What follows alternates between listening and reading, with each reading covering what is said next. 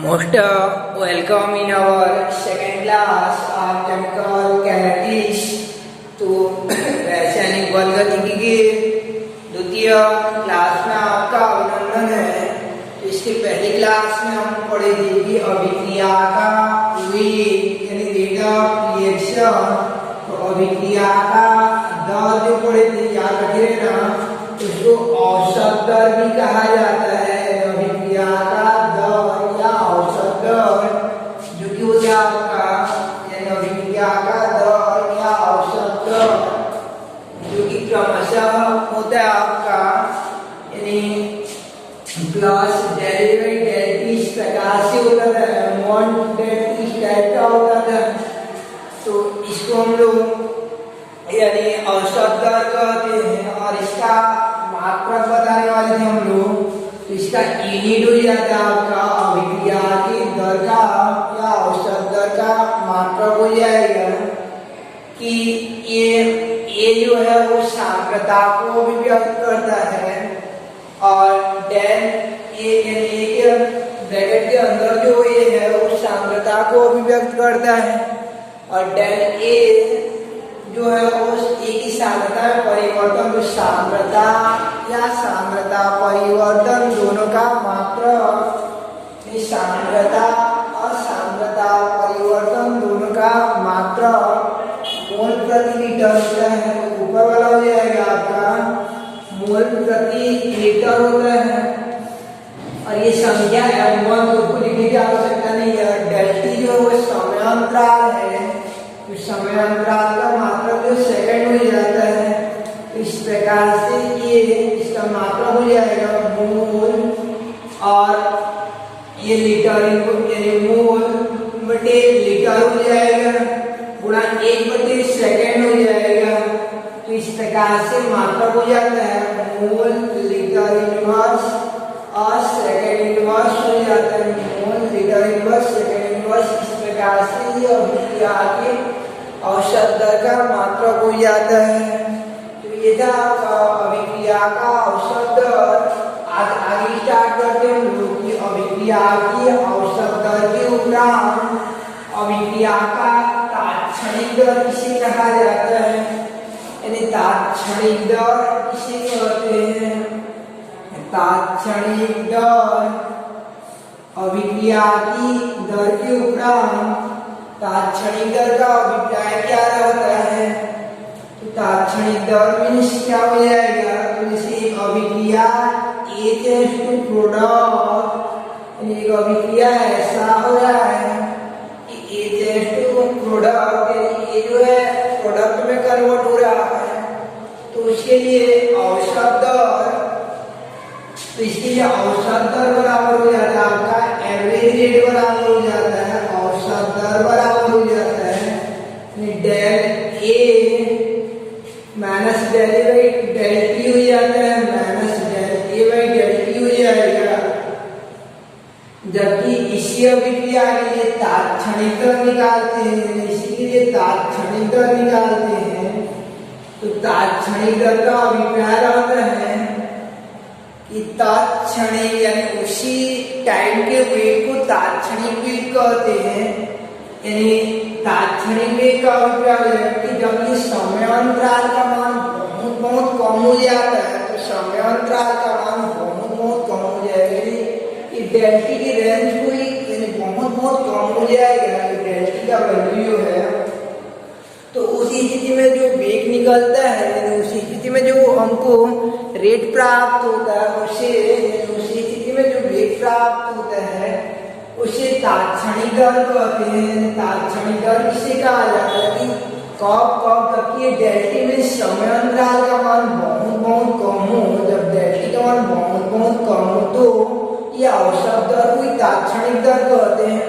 यानी औसत तात्क्षणिक दर कोई विशेष प्रकार का नहीं है, केवल इतना अंतर है कि औसत दर को तात्क्षणिक दर कहा जाता है, जबकि टाइम रेंज का जो डिफरेंस रहता है वो बहुत मिनिमम हो, तो तात्क्षणिक दर बराबर हो जाता है। ये डेल टी का मान बहुत कम हो तो कैसे लिखेंगे कि limit del t tends to 0, यानी डेल टी का मान 0 से 0 की ओर, यानी समय में अंतर जो रहता है वो जीरो के पास ही पाते हैं, समयांतर जो है बहुत कम हो तो ये आपका ये समयांतराल का मान बहुत कम हो तो माइनस ये डेल ए की सांद्रता बाई डेल टी, तो इसको यदि ये वाला पूरा जो है आपको तात्क्षणिक दर को प्रदर्शित करता है, पूरा जो तात्क्षणिक दर को प्रदर्शित करता है।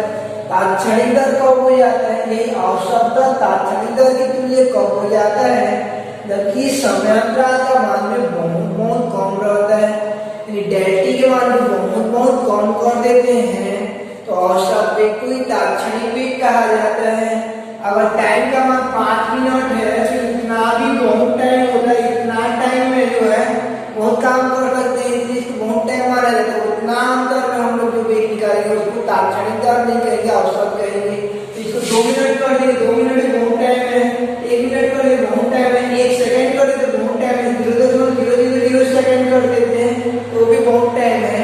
तो कितना टाइम लेंगे, टाइम को इतना देते हैं कि वो जीरो यानी टाइम का अंतर जो जीरो से करीब हो, टाइम का अंतर जो जीरो के पास हो, लेकिन कुछ ना कुछ अंतर है, पूरा जीरो ना रहे, पूरा जीरो का तो अंतर नहीं ले गया तो ये टाइम का मान बहुत कम हो, समयांतराल का मान बहुत कम हो तो ये औसत वेग को ही तात्क्षणिक वेग कहा जाता है।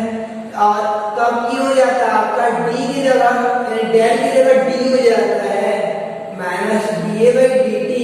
इस प्रकार से अभिक्रिया के तात्क्षणिक दर का व्यंजक तात्क्षणिक दर का रूप हो जाएगा। तो तात्क्षणिक दर में क्या हो गया आपका कि तात्क्षणिक दर किसे कहते हैं, जबकि समयांतराल का मान बहुत कम हो, समयांतराल का मान बहुत कम हो तो औसत दर को तात्क्षणिक दर कहते हैं। अभिक्रिया एजेंट प्रोडक्ट के लिए औसत दर बराबर इतना हो तो तात्क्षणिक दर बराबर इतना हो जाता है। तो ये था आपका अभिक्रिया के तात्क्षणिक दर और औसत दर। तो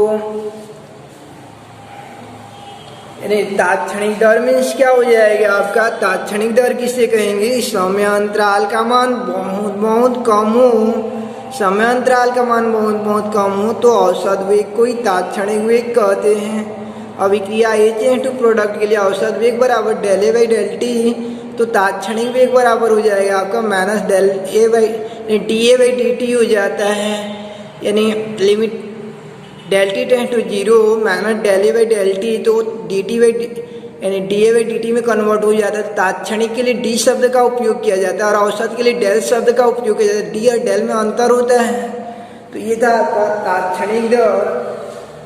अब देखते हैं आगे की अभिक्रिया के औसत दर व तात्क्षणिक दर का प्रायोगिक निर्धारण, अभिक्रिया के औसत दर और तात्क्षणिक दर का प्रायोगिक निर्धारण, औसत दर एवं तात्क्षणिक दर का प्रायोगिक निर्धारण इस प्रकार से प्रयोग की बेस पर उसका निर्धारण करेंगे।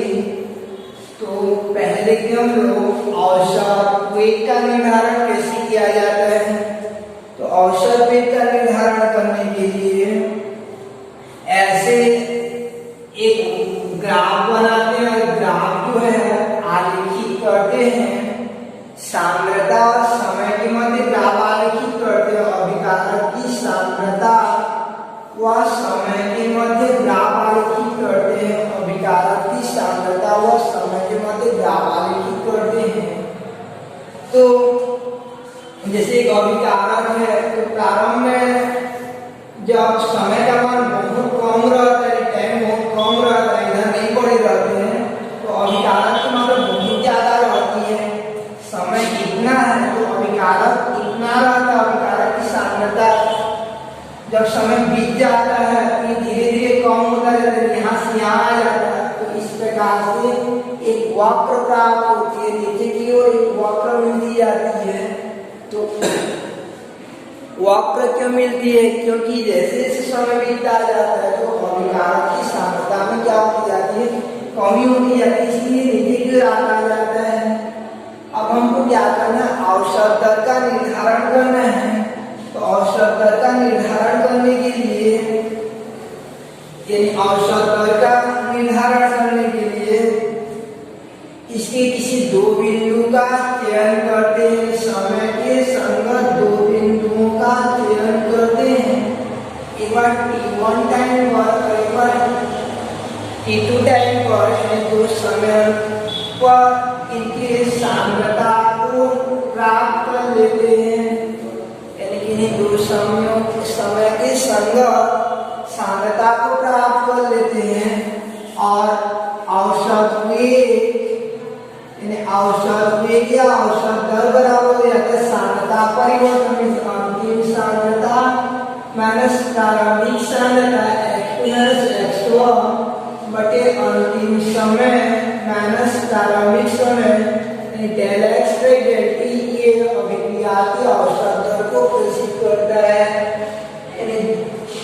अभिक्रिया की औसत दर का निर्धारण करने के लिए क्या किया जाता है कि अभिक्रिया के औसत दर का निर्धारण करने के लिए, अभिक्रिया के औसत दर का निर्धारण करने के लिए सर्वप्रथम अभिकारक के लिए सांद्रता समय ग्राफ आलेखित करते हैं, जो कि एक वक्र प्राप्त होती है। इस वक्र के किन दो बिंदुओं के संगत सांद्रता और समय को ज्ञात कर, इन दो बिंदुओं के संगत सांद्रता और समय को ज्ञात कर सांद्रता परिवर्तन बटे समय अंतराल के आधार पर अभिक्रिया की औसत दर का निर्धारण कर लेते हैं। यानी इस प्रकार से दी गई अभिक्रिया के औसत दर का निर्धारण करने के लिए सर्वप्रथम अभिकारक के लिए सांद्रता समय ग्राफ आलेखित करते हैं, जो कि वक्र प्राप्त होती है। इस वक्र पर समय के किन्हीं दो बिंदुओं की संगत सांद्रता को ज्ञात कर लेते हैं एवं इस समय अंतराल में होने वाला सांद्रता परिवर्तन के आधार पर अभिक्रिया के वेग या अभिक्रिया का औसत दर सांद्रता परिवर्तन बटे समय अंतराल पर के आधार पर प्राप्त कर लेते हैं। यदि औसत दर, यदि t1 और t2 समय पर क्रमशः x1 x2 सांद्रता हो तो औसत दर बराबर x2 माइनस x1 बटे t2 minus t1 and del x by del t हो जाता है। यानी कहने का अभिप्राय रहता है आपका कि ये अभिक्रिया के लिए, दिए गए अभिक्रिया के लिए औसत दर का निर्धारण करने के लिए सर्वप्रथम अभिकारक के लिए सांद्रता समय ग्राफ आलेखित करते हैं, जो कि एक वक्र प्राप्त होती है।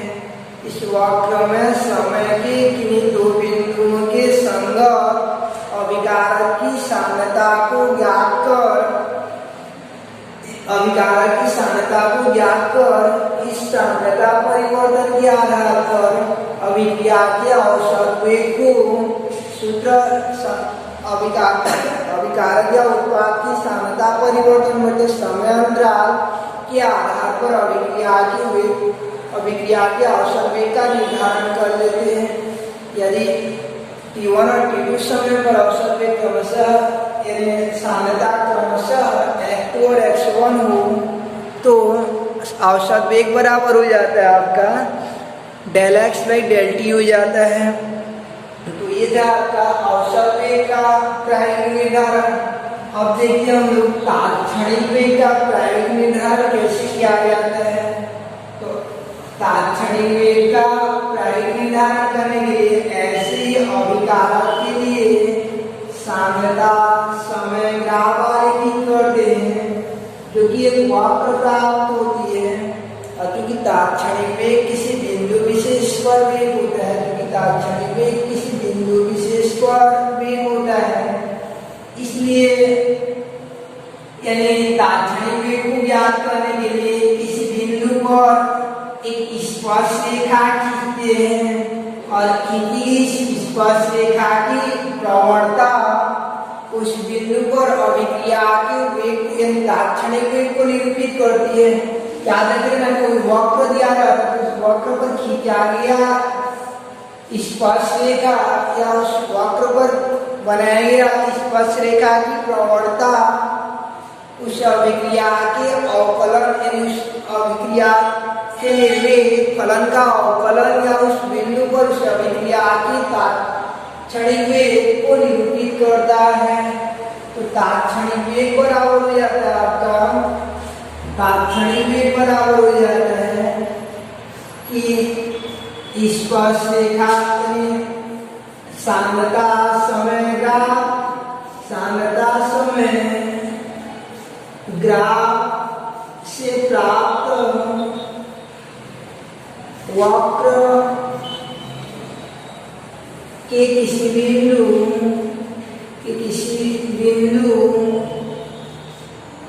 पर खींची गई स्पर्शरेखा की प्रवणता या स्पर्शक्रिया के बराबर होती है। यानी स्पर्शक्रिया अर्थात tan थीटा के बराबर होती है। तात्क्षणिक दर जो यहाँ पे जो ग्राफ खींचेंगे यानी स्पर्शरेखा खींचेंगे, स्पर्शरेखा की जो प्रवणता या स्पर्शक्रिया रहती है उस बिंदु पर उस अभिक्रिया की तात्क्षणिक वेग को निरूपित करती है। याद रखिए ना, अलग अलग बिंदु पर अलग अलग स्पर्शरेखा प्राप्त होती है, इसलिए अलग अलग बिंदु पर अभिक्रिया का तात्क्षणिक वेग भी अलग अलग आता है। तो इस प्रकार दिए गए अभिक्रिया के लिए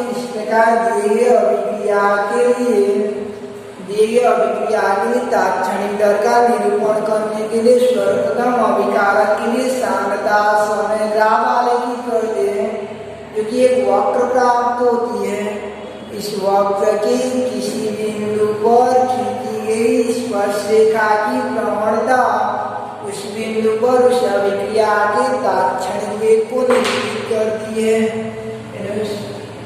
बिंदु पर उसके तात्क्षणिक वेग को निरूपित करती है।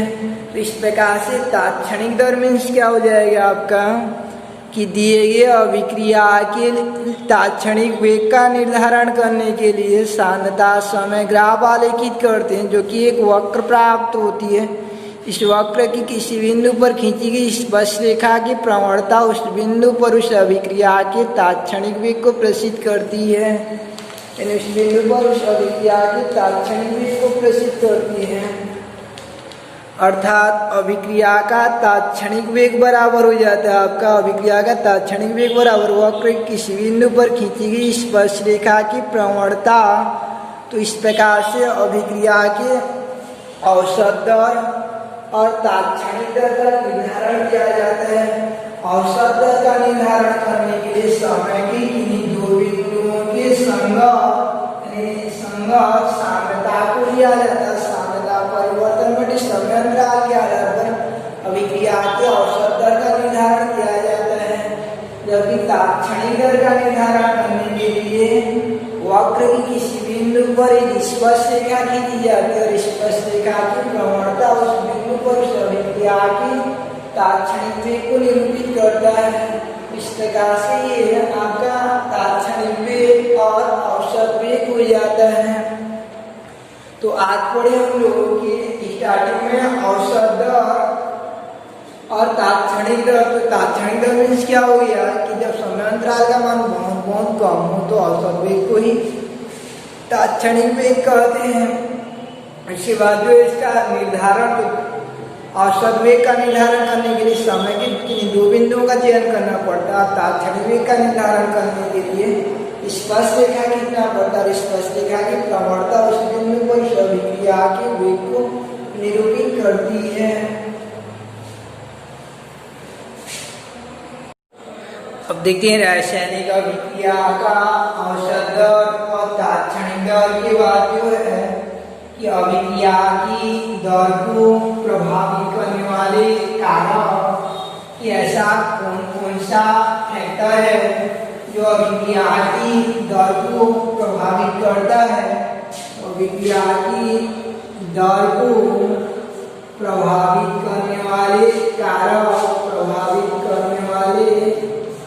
कारक, तो अभिक्रिया की दर को प्रभावित करने वाले कारक ऐसा कौन कौन सा चीज है जिसके कारण अभिक्रिया की दर बढ़ जाती है, घट जाती है।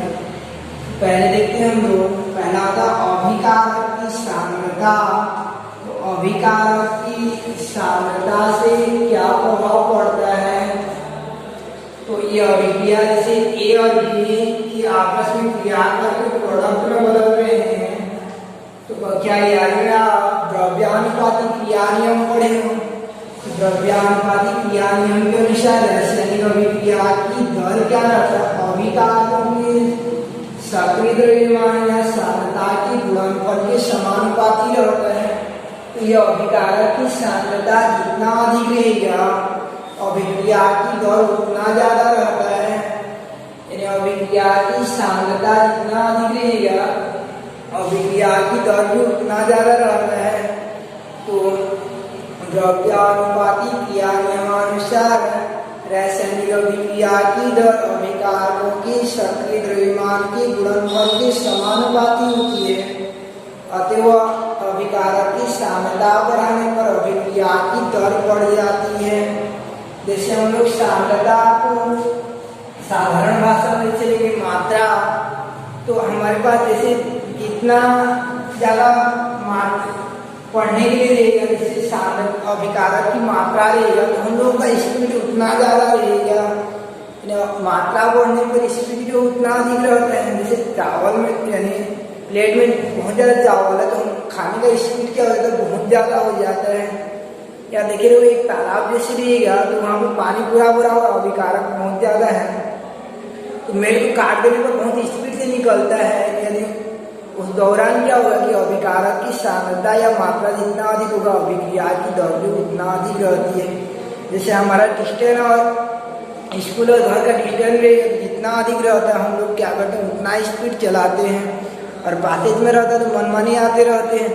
तो ऐसे जो है जितना अधिक अभिकारक की सांद्रता रहेगा अभिक्रिया की दर भी उतना तीव्र रहती है। कि पहला तो अभिकारक की सांद्रता, तो अभिकारक की सांद्रता में है कि द्रव्यानुपाती क्रिया नियमानुसार अभिकारकों की सांद्रता बढ़ाने पर अभिक्रिया की दर बढ़ जाती है।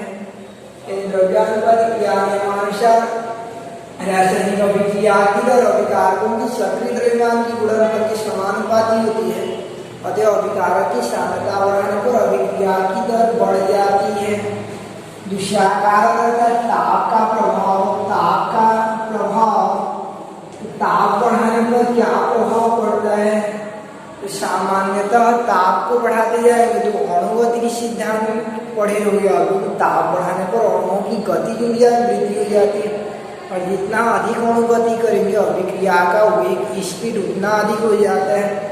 दूसरे ताप का प्रभाव में कि ताप बढ़ाने पर अणुगति की सिद्धांत के अनुसार अभिक्रिया की दर में वृद्धि हो जाती है।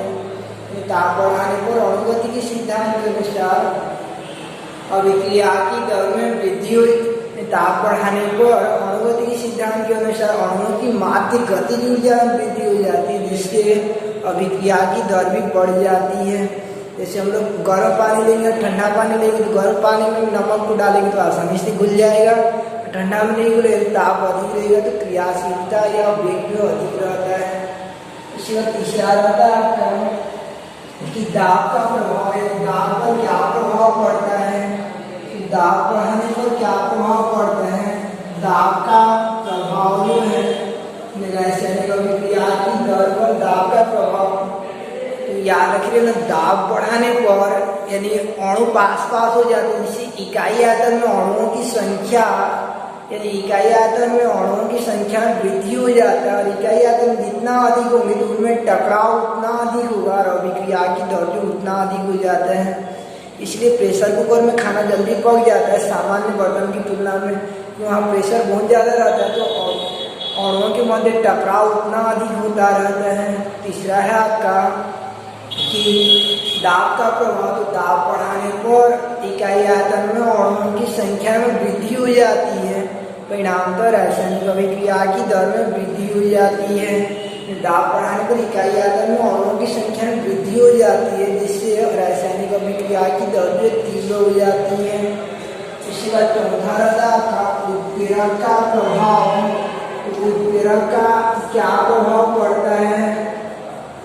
तो उत्प्रेरक यानी ये स्वयं अभिकारक नहीं रहते हैं, किंतु ऐसे पदार्थ होते हैं जो अभिक्रिया की दर को बढ़ा देते हैं या घटा देते हैं, उन्हें उत्प्रेरक कहते हैं। तो उत्प्रेरक की उपस्थिति में अभिक्रिया की दर बढ़ भी जाती है और घट भी जाती है। यानी उत्प्रेरक की उपस्थिति में अभिक्रिया की दर में परिवर्तन हो जाता है, या तो बढ़ भी जाएगा या घट भी जाएगा। तो ये उत्प्रेरक का प्रभाव, तो उत्प्रेरक की उपस्थिति में अभिक्रिया की दर में परिवर्तन हो जाता है। इसके बाद पांचवा होता है आपका कि अभिक्रिया की दर को प्रभावित करने वाले कारकों में पांचवा होता है सतह का क्षेत्रफल। सतह का क्षेत्रफल, सरफेस एरिया। तो जैसे हम लोग नमक लेते हैं, पहले गोटा वाला नमक आता रहेगा, देखे रहोगे, तो उसको पानी में डालेंगे और उसको पाउडर में पीस देंगे, उसको पानी में डालेंगे, तो कौन पहले घुलेगा? पाउडर वाला। तो ऐसा क्यों?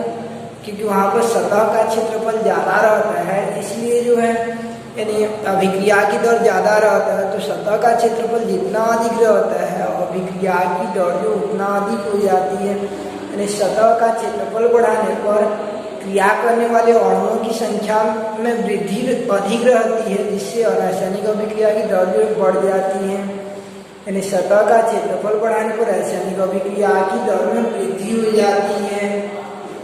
और छठवां होता है आपका विकिरण की उपस्थिति। विकिरण की उपस्थिति, तो कोई जैसे अभिक्रिया हो गया H2+Cl2, इनको साधारण अभिक्रिया करवाएंगे तो HCl धीमी गति से होता है, लेकिन कोई विकिरण डालने से तो अभिक्रिया की दर में वृद्धि हो जाती है। इस प्रकार विकिरण की उपस्थिति में अभिक्रिया की दर में वृद्धि हो जाती है। तो ये था आपका रासायनिक अभिक्रिया की दर को प्रभावित करने वाले कारक। तो इनको थोड़ा अच्छे से देखे रहना, आप लोग एग्जाम में आते हैं। इनमें से पहला था आपका रासायनिक अभिक्रिया की दर को प्रभावित करने वाले कारक में अभिकारक की सान्द्रता।